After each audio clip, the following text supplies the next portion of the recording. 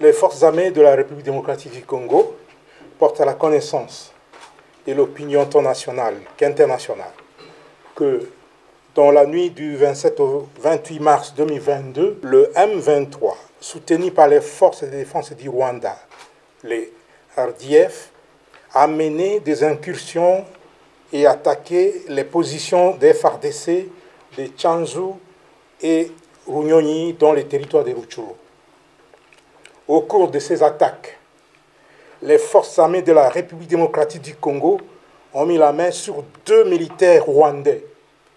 Il s'agit de l'adjudant Habyarimana Jean-Pierre, matricule AP de 27 779, et du soldat de rang Uwajeneza Muhindi John alias Wadje.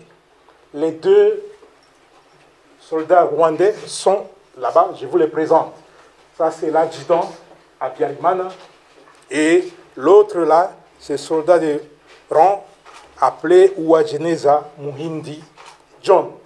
Ce sont les 2 qui ont été capturés au combat dans les territoires de Rutshuru.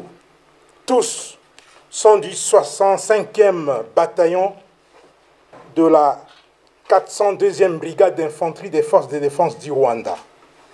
Ces 2 sources crédibles précisent les noms de leur unité et l'identité de leurs commandants de bataillon et de brigade.